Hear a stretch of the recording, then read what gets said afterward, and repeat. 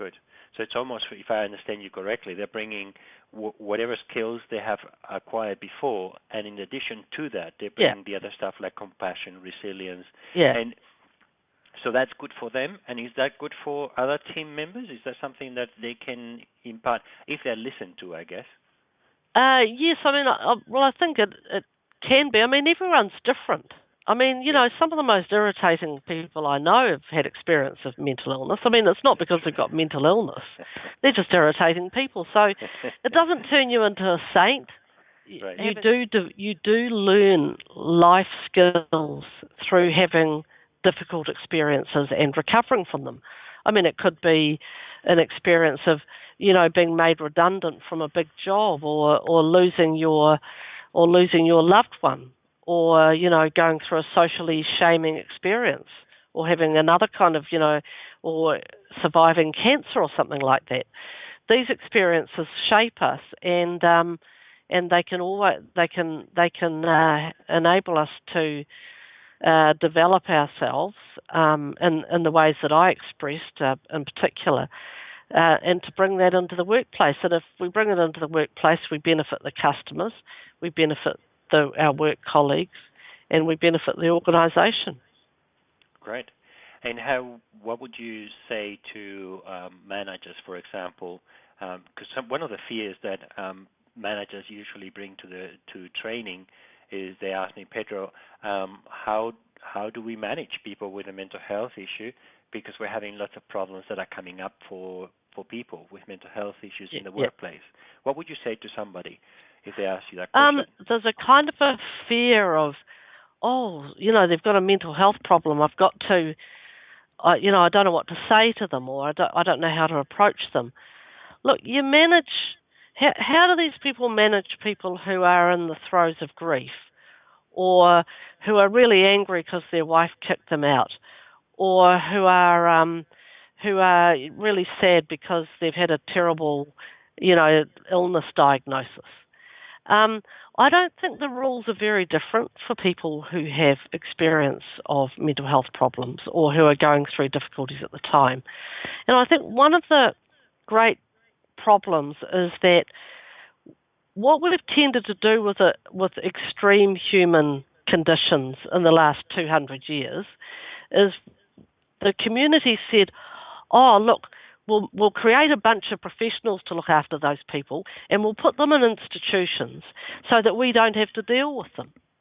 And so I think that often people who are employers get people with, say, mental health problems in the workplace, and they kind of feel, well, I need an expert to deal with someone because they've got a label. They might have bipolar or schizophrenia or some sort of label, and they feel very underconfident about dealing with them. Look, my advice is to deal with people the same way you deal with any other employees who are in trouble. Right. And don't be scared. Okay. So what kind of, do you think there flexible supports are needed for people with a mental health problem? Yeah. Sometimes there's flexible support needed for mothers who have to pick up their children at 3 o'clock. Everyone who comes into the workforce may need flexible support. Now, someone who experiences mental health problems while they're on the job may need them as flexible support as well. But I remember once listening to this brilliant talk by a woman in a wheelchair, and she said, look, when I go to work, nobody has to provide me with a chair because I bring my own. And if you're blind, nobody has to provide me with lights because I can't see anyway. And so let's stop thinking about these flexible supports as something special that people with, you know, a label of mental illness need. There are times in our lives as workers when we all need flexible supports. It may be that we've got a niggling ongoing physical complaint. It may be that we've got a dependent child at home who's sick. It may be that we have some episodes of mental health problems There may be a whole bunch of reasons for it. And we need to normalise the fact that sometimes people with mental health problems do need flexible supports, and just think, well, this is just something that employers need to have flexibility about for their whole workforce. Right. So you have a very normalizing approach and insight into mental health at work. Yeah, I think the more kind of normalising, the more we normalise it, the more relaxed everyone will be about it. Because, and the more we sort of think of people with mental illness in the workplace as a special category, the more problems we're going to create. Now, I don't mean to say that there are some particular supports that people with mental health problems may need more than other people in the workplace. I mean, one is if you're on a bunch of medication, you might, and they make you dopey in the morning, you might want to start work later. Some people who hear voices find extraneous noise really difficult, so they might want to have a quiet workspace. Sometimes people need flexible sick leave because they might have periods where they have to be off work, or they might want to deal where they roll in some of their other leave into their sick leave or something like that. So yes, there are some accommodations. It's just like the parent who has to pick up their child who doesn't have any childcare after school. The typical accommodation would be, well, I need to leave school at 2:30 in the afternoon. Yeah. And in your opinion, because you've been dealing with this for 30 years, you've been working for 30 years and highly productive, I would say. What are the coping strategies that a person with mental health issues could tap into in order to make their work experience better? So really, I can only talk from my own experience there because I think it is different for different people. What strategies have I?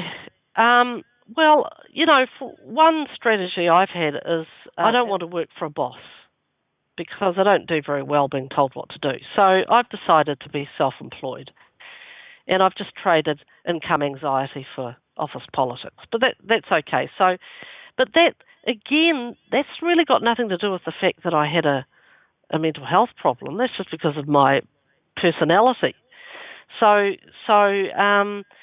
But I think there is, with all human beings, maybe a bit more so with people who've had mental health problems, we have to watch out for stress.